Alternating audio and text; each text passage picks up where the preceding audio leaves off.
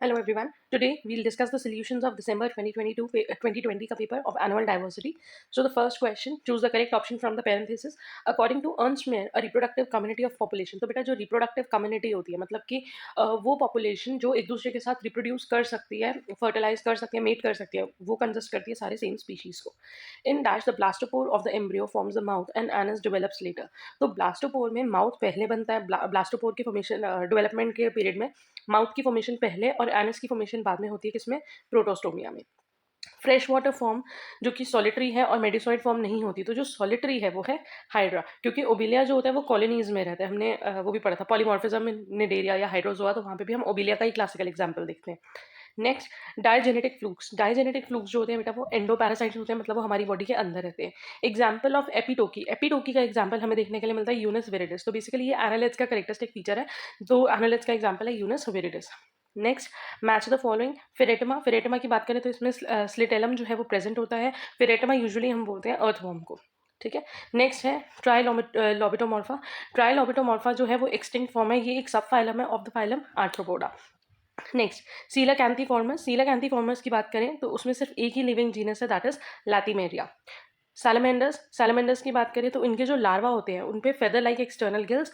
Present होते हैं and the last one Musk glands जो होते हैं वो फेरोमोन्स या कुछ सेंट टाइप केमिकल्स जो है वो सिक्रीट करते हैं मस्क ग्लैंड्स को हम कॉमनली सेंट ग्लैंड्स भी बोलते हैं Another question, polymorphism in Nidaria, a very important question. तो 10 मार्कर में है. I have made a descriptive video on it. I'll put the link in the description definitely. Life cycle of Taenia solium हम already कर चुके हैं बेटा क्योंकि ना ये बहुत probable question है जो हमें बहुत frequently different papers में मिल रहे हैं तो इसीलिए I have made another and separate video for it and I will put the link in the description या फिर आप चैनल की playlist में जाके चेक कर सकते हो next describe the life cycle of lamprey Petromyzon marinus तो अगर हम ये लाइफ साइकिल देखें इस लाइफ साइकिल में ना हमें माइग्रेशन बहुत ज़्यादा देखने के लिए मिलेगी जैसे जो अडल्ट फॉर्म्स होती हैं जो फ्री लिविंग फॉर्म्स है ठीक है वो क्या करते हैं एक तो वो पैरासिटिक होती है तो वो किसी ना किसी बड़ी फिश के साथ जैसे अगर आप ये देख रहे हो ये एक बड़ी फिश है और इसके साथ ये अटैच है हमारी लैम्प्रे ठीक है तो ये किसी बड़ी फिश के साथ अटैच होती है प्लस जब एग ले करना होता है मतलब कि स्पॉनिंग के टाइम में ये सी बॉटम में मतलब नीचे की लेयर्स में आना शुरू कर देती है वहाँ पे एग ले करेंगी उसके बाद the adult form itself dies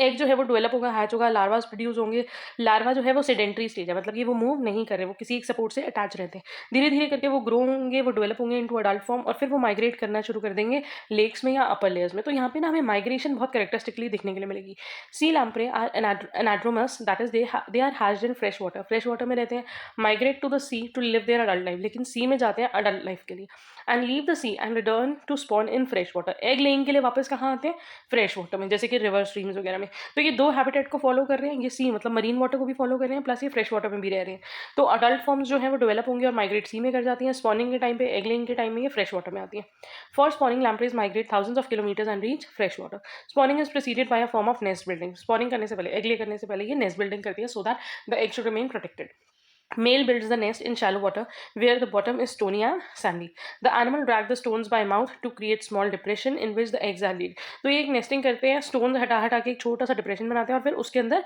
eggs lay करते हैं lamprey eggs hatch into ammocoete larvae इनके लार्वा को क्या बोलते हैं ammocoetes that is so unlike the adult that the biologist once considered them to be separate species ये larva जो है वो अडल्ट फॉर्म को बिल्कुल भी रिजेंबल नहीं करते the larva which resembles amphioxus leaves the nest and borrows into a Sandy low current area for nearly 3 to 7 years ये रिजेंबल किसको करते हैं एम्फिऑक्सिस को बट चलो मॉर्फोलॉजिकली मतलब ये अपने अडल्ट फॉर्म से कम्प्लीटली डिफरेंट है उसके बाद ये लो करंट एरिया में वहाँ जहाँ पे पानी का जो करंट है फ्लो है कम है वहाँ ये चले जाते हैं वहाँ पे रहते हैं सैंडी पार्ट में और वहाँ पे 3 to 7 years तक ये सर्वाइव करते हैं before it metamorphoses into an adult hence it is a sand sleeper इसलिए हम इसको क्या बोलते हैं सैंड स्लीपर ये फीड किस पे करते हैं माइक्रो ऑर्गेनिज्म पे जब ये अडल्ट फॉर्म हो जाएंगी तो अडल्ट फॉर्म वहाँ वापस कहाँ आ जाएंगी माइग्रेट टू द सी फिर ये सी में रहेंगी और स्पॉनिंग के टाइम में वापस कहाँ जाएंगी फ्रेश वाटर में and this is how the cycle is repeated it feeds on microorganism the adult soon dies after spawning so this was about the life cycle of lamprey marine lamprey जिसको हम sea lamprey भी बोलते हैं again one more picture जिससे आप इसको easily क्योंकि life cycle में आप अगर आप फ्लो चार्ट लर्न कर लो मैंने ये चीज़ सॉरी मैंने पहले भी बोला कि अगर आप फ्लो चार्ट लर्न कर लो तो एक साइकिल फॉर्म में फ्लो चार्ट बनाओ और उसी को नीचे पेन डाउन कर दो तो adult migrate to fresh water वहाँ पे 1 साल तक रहते हैं स्पॉन करते हैं नेस्ट बनाते हैं इन द सी वाटर मतलब फ्रेश वाटर में फिर उसके बाद ये the adult after spawning dies egg hatch करते हैं लार्वा में लार्वा को हम बोलते हैं एमोसीड्स वो एमोसीड्स जो है वो सैंड या सेल सबस्ट्रेट के पास रहते हैं फॉर 3 to 7 years फिर वो ट्रांसफॉर्म हो जाते हैं अडल्ट फॉर्म में और फिर वहाँ से वो माइग्रेट करते हैं ओशियन में, ठीक है, और वहाँ पे वो डेवलप होते हैं। Adult develop teeth on sucking disc for parasitic feeding. इनके जो सकिंग डिस्क है, जो माउथ है, वहाँ पे टीथ होते हैं ताकि ये किसी बिग फिश के साथ, किसी होस्ट के साथ अटैच कर सके, because they are typically parasitic. In the ocean they live for 1 to 3 years and feeds on host fish. So one more picture. Moving on to the next question. Describe the salient features of subphylum Crustacea. Crustacea की अगर हम बात करें, Crustacea एक subphylum है phylum arthropoda का। Cresta का मतलब होता है हार्ड शेल, तो मतलब कि वो इंसेक्ट्स, वो आर्थ्रोपोड जिनकी body is covered bye hard shells. ये ज़्यादातर एक्वेटिक होते हैं, जनरली मरीन। एक्वेटिक में भी दो ऑप्शन है, मरीन वाटर या फ्रेश वाटर। कॉमनली ये मरीन वाटर में होंगी, लेकिन फ्रेश वाटर और मॉइस्ट प्लेसेस में भी हमें कुछ क्रस्टेशियंस जो है वो मिलते हैं। Generally free living but few are parasitic. Head often fused with thorax to form cephalothorax. तो जैसे बॉडी जो होती है वो तीन पार्ट्स में डिवाइडेड होती है, हेड, थॉरिक्स एंड एब्डोमेन। इनका जो हेड और थॉरिक्स है वो फ्यूज है and it is known as cephalothorax which is covered by carapace. Carapace एक शीट है, एक layer. Head bears a pair of compound eyes and 5 pair of appendages. इनको डेकापोड्स भी बोलते हैं। Decapods, deca means 10, pods mean appendages या legs, तो क्योंकि इनके पास 10 लेग्स है, 5 पेयर ऑफ अपेंडेजेस है, इसलिए डेकापोड्स भी बोलते हैं। Thorax and abdomen often with a pair of biramous appendages in each segment. हर एक सेगमेंट में बायरेमस अपेंडेजेस है। रेस्पिरेशन जो होती है वो गिल के थ्रू होती है या बॉडी सर्फेस के थ्रू होती है। सीलोम प्रेजेंट है बट रिड्यूस्ड होता है, और किस फॉर्म में होता है? हीमोसील, मतलब कि blood filled coelom. Excretory organs are modified serum duct which may be इधर मैक्सिलरी ग्लैंड और एंटेनरी ग्रीन ग्लैंड। तो एक्सक्रीशन जो होती है वो या तो मैक्सिलरी ग्लैंड के थ्रू होती है या कुछ क्रस्टेशियंस में ग्रीन ग्लैंड, या जिसको हम एंटेनरी ग्लैंड बोलते हैं। सेक्सेस आर सेपरेट, मतलब कि ये बाइसेक्सुअल है। Sexual dimorphism is common. Development include metamorphosis with free larval stages. So this are the basic features. We can discuss some more features over है, जहाँ पे कुछ रिपीट हो रहे होंगे।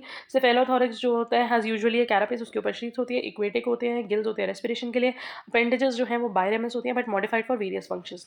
Head has a pair of antennules, a pair of antenna, mandible and 2 pair of maxillae. Development with a nauplius stage. तो जो इनकी लार्वा स्टेज है उसको क्या बोलते हैं? Nauplius stage, that may be absent in higher forms. The body of crustacean is divided into 3 regions, that is head, thorax and abdomen. The head and thorax segments may be fused to form cephalothorax. The thorax and abdomen may together form a trunk in some forms. कईयों में क्या होता है, thorax और abdomen मिलके पूरा एक body का trunk, body trunk बना रहे होते हैं। The thoracic segments are covered by a dorsal sheet called carapace. Carapace is a posteriorly directed fold of the body wall of the head and fused with varying number of segments behind it. Carapace may hang over the sides of the body. तो जो sheath है वो थोड़ी सी large हो सकती है कि body, अगर ये बॉडी है तो इसके साइड से भी थोड़ी वो हैंग हो रही है। The head has 5 pair of appendages corresponding to its 5 segments. The first 2 appendages are antennules. हमने यहाँ पे डिस्कस करा था कि हेड के अंदर क्या क्या प्रेजेंट है। हेड के अंदर प्रेजेंट है एंटेन्यूल्स, एंटीना, मैंडिबल्स और मैक्सिले। तो वो यहाँ पे बताया हुआ है। 2 appendages आर एंटेन्यूल्स, फिर antenna. The crustaceans are only arthropods with 2 pair of antenna. These are followed by pair of mandibles, short and heavy structures. Mandibles जो होते हैं वो जॉ को रिजेंबल करते हैं। तो बेसिकली मैंडिबल और मैक्सिला जो होते हैं वो जॉ के पार्ट से, तो इनके पास एक पेयर ऑफ मैंडिबल है और 2 पेयर ऑफ मैक्सिला है। And 2 pairs of accessory feeding appendages, the first pair of maxilla and the second pair of maxilla. All these appendages, as well as those present on the thorax and on the abdomen, are biramous. The number of segments जो है वो very करते हैं, 16 to 20. Malacostraca, the most advanced class of crustacea, include lobster, prawn, shrimp, crab, etc. Have in addition to head, a thorax of 8 segments and an abdomen of 6 segments. In addition, the head carries a non-segment rostrum. इनके ऊपर, इनके head के ऊपर एक rostrum present होता है और एक नॉन सेगमेंटेड पोस्टीरियर एंड पे नॉन सेगमेंटेड टेल्सन प्रेजेंट होता है। The telson, the last abdominal segment and its uropods together form the tail fin. Smaller crustaceans in general are capable of swimming. Large forms have taken to benthic zone and appendages are modified for crawling and burrowing. ठीक है जी। Moving on to the next question, torsion and gastropod, जो कि हमें हर पेपर में मिलता है। Definitely I put the link in the description. Parental care in amphibian, another important and most frequent question. I will definitely give you the link in the description. Next, main adaptation of amniotes for a terrestrial mode of The major adaptation of reptile, aves and mammals for living on land was made possible due to following features. तो basically अगर हम बात करें, अगर हम vertebrate की बात करें तो हम उसमें पढ़ते हैं पाइसेस के बारे में, एम्फीबियंस, वो तो बेटा एक्वेटिक लाइफस्टाइल को लेकर अडेप्टेबल है। लेकिन जो टेरेस्ट्रियल लाइफस्टाइल है वो क्यों पॉसिबल हुई? Evolving a different reproductive strategy from the anamniotes, evolving morphological and physiological characters that prevent water loss from the body, मतलब ऐसा मैकेनिज्म जिससे हमारी बॉडी से वाटर लॉस ना हो। प्लस रेस्पिरेशन के लिए हम लोग यूज़ करते हैं रिब्स या gills. Evolving a more developed brain for terrestrial living and evolving stronger jaws. तो ये सारी अडेप्टेशंस कॉमनली है जो हमें टेरेस्ट्रियल मोड ऑफ लाइफ के लिए जरूरी होती है। अगर हम बात करके एक एक करके, the reproductive adaptation of amniotes freed their eggs and corresponding larval stages completely from dependence on external water sources. अब इनमें से जो एग लेइंग भी है वो वाटर पे डिपेंडेंट नहीं है। Reptile, birds, mammal adopted a mechanism of internal fertilisation. The eggs referred to as cleidoic और amniotic egg was fertilized within the body of the mother or the female where it is developed further। तो यहाँ पे अगर जैसे अब आप कहोगे कि मैम बर्ड्स तो है एग ले करते हैं, बट जो बर्ड्स में एग ले हो रहे हैं बेटा वो फर्टिलाइज्ड एग्स हैं, तो इनमें इंटरनल फर्टिलाइजेशन होती है और फर्टिलाइजेशन के बाद एग्स रिलीज होते हैं।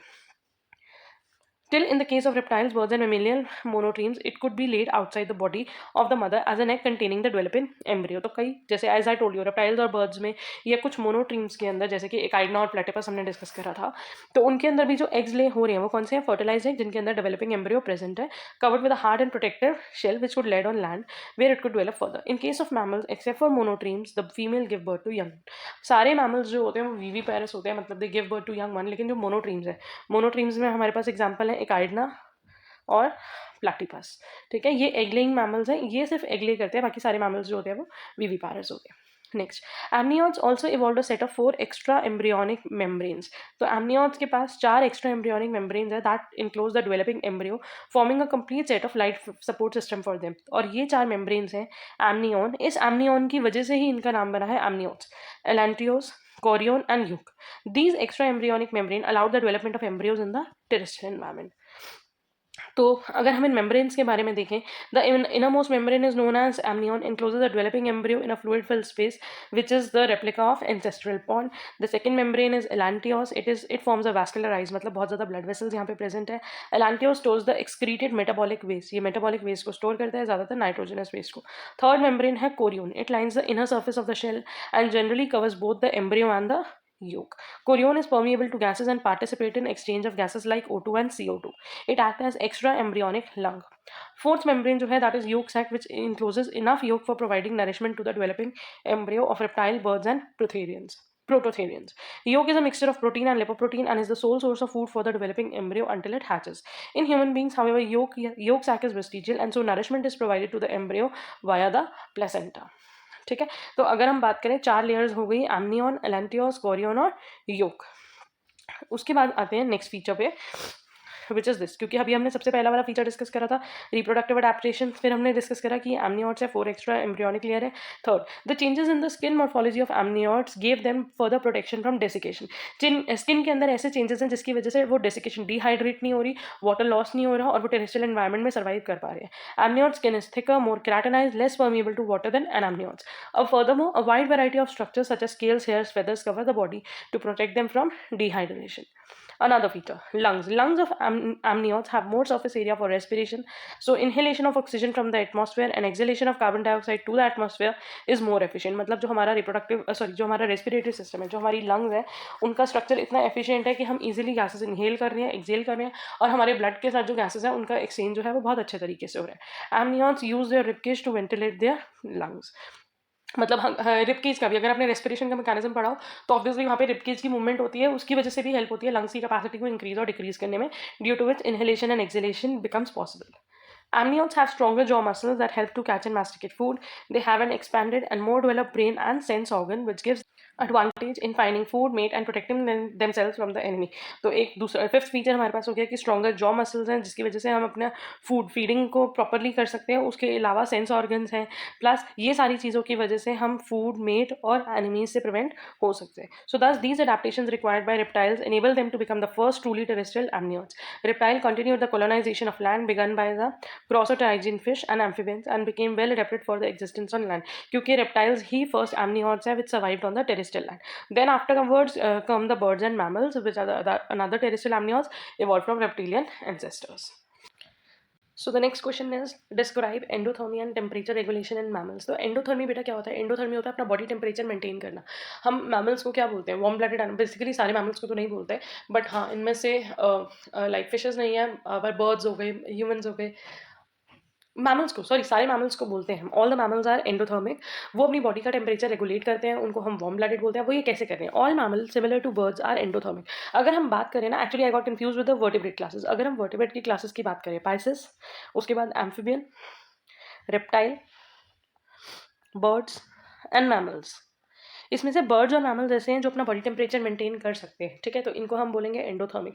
Where as these classes can not maintain their body temperature, इनको हम कोल्ड ब्लडेड भी बोलते हैं या एक्टोथर्मिक भी बोलते हैं, ठीक है। तो अगर हम बात करते हैं मैमल्स की, बर्ड्स की तरह, वो they are capable of internal generation of heat, unlike reptiles which as you will recall as ectothermic. Mammals are able to maintain and regulate their body temperature which depending on the mammal species ranging from 98.6 to 107.6। Mammals में भी बेटा बहुत सारे animals आ रहे हैं, horse's हैं, cattles हैं, cows, fellow, dog, cats and human. तो इन सबका जो नॉर्मल बॉडी टेम्परेचर रेंज होता है वो डिफरेंट होता है। तो normal body temperature of human is 98.6 Fahrenheit। Nearly all the mammals have to face temperature that require them to lose excess heat occasionally and also to conserve heat। Obviously जब हमारे summers आती है तब हमें sweating होती है, क्यों? क्योंकि हमारी बॉडी से एक्सेस हीट जो है वो रिलीज हो रही है। विंटर्स जब आ रही है तब हमारी बॉडी इस हीट मतलब हीट जनरेट कर रही है, प्लस हीट लॉस नहीं होने दे रहा है, इंस्टेड हीट को कंजर्व कर रहा है। Mammals maintain their correct internal body temperature by conserving और generating body heat in colder temperature as well as losing excess body heat in warmer temperature। So mechanism for maintaining the internal body temperature in cold climates. Mammals can produce heat by two mechanisms: shivering thermogenesis, which is muscular activity that generate large amount of heat by the rapid contraction and shaking of muscles। बहुत बार होता है ना, अगर हमें बहुत ठंड लग जाए, ठीक है, तो हमें शिवरिंग शुरू हो जाती है। अब वो शिवरिंग क्या है? ये हमारी बॉडी का एक मैकेनिज्म है हीट जनरेट करने का, ठीक है। तो हाँ, हम ह्यूमंस में ये नॉर्मली हम मानते हैं कि shivering is not a normal process, ठीक है, ये एक डिजायरेबल फिजियोलॉजिकल प्रोसेस नहीं है, अनडिजायरेबल है, डिजीज कंडीशन में या एडवर्स कंडीशन में होता है। बट अगर आप बहुत ठंडी रीजन में हो और आपको शिवरिंग हो रही है, बहुत ज़्यादा ठंड लग रही है, आप शिवरिंग कर रहे हो, शिवर कर रहे हो, तो that shivering is basically a mechanism of the body to generate heat, ताकि बॉडी हीट जनरेट करे सो दैट हमें ठंड से बचाए। नॉन शिवरिंग थर्मोजेनेसिस दूसरा जो होता है जिसमें शिवरिंग नहीं होती, which involve heat production by general cellular metabolism, which is a chemical process that constantly occurs within the cell of the body. दूसरा है हमारी बॉडी के अंदर कॉन्स्टेंटली सेल्युलर प्रोसेसेस हो रहे हैं और उसमें हीट रिलीज हो रही है, by which organic molecules are broken down and internal energy is produced। This process, in addition to releasing energy, also generate heat that warms the body। तो basically catabolic process हो रहे हैं हमारी body में। हमारा जो ऑर्गेनिक मॉलिक्यूल है, जो फूड है, वो ब्रेक डाउन हो रहा है, ब्रेक डाउन होकर उससे हीट प्रोड्यूस हो रही है, और प्लस फूड ब्रेक डाउन होगा तो एनर्जी तो रिलीज होगी, ठीक है। Next, retention of heat produce by the body is possible because mammals are insulated by their plates और फैट डिपॉजिट्स। हीट को हम कंजर्व क्यों कर पा रहे हैं? हमारी स्किन के नीचे, हमारी बॉडी में जो फैट डिपॉजिट है, फैट की लेयर की वजह से हमारा जो हीट है वो कंजर्व हो रहा है, प्लस हीट जनरेट भी होता है। Heat is generated by the metabolism of special fat called brown fat. The counter current heat exchange mechanism, about which we learned in unit 16 earlier, also function in mammals that live in extreme cold condition to enable them to maintain the temperature। Mechanism for maintaining the internal body temperature, mechanism for maintaining internal body temperature in warm climates. अगर हम summers या warm climates की बात करें, the mammals in warm climates maintain their body temperature by losing excess body heat. This is achieve by releasing excess heat from the body into the environment through the peripheral blood circulation which is located near the surface of the skin. तो basically sweating. So this method of losing heat by them by producing sweat, which cools the body and maintains the external body temperature। In some situations when heat is too extreme, mammals similar to reptile often seek protection from the sun during the hotter daylight hours and resume their activity at night। तो अगर कई animals की बात करें, अगर extreme summers आ जाती हैं तो फिर क्या होता है कि वो अपने एक शेड में रहते हैं दिन के टाइम में, हीट के टाइम में, या एक्सट्रीम टेम्परेचर के टाइम में वो बाहर नहीं निकलते, और जब थोड़े से मॉडरेट टेम्परेचर होने लग जाता है या रात के टाइम जब टेम्परेचर थोड़ा कम होता है तब वो बाहर निकलते हैं, ठीक है जी। With this we are done with this paper. Thank you for watching. Do subscribe, like and share. Keep studying and all the best for your exams. Thank you.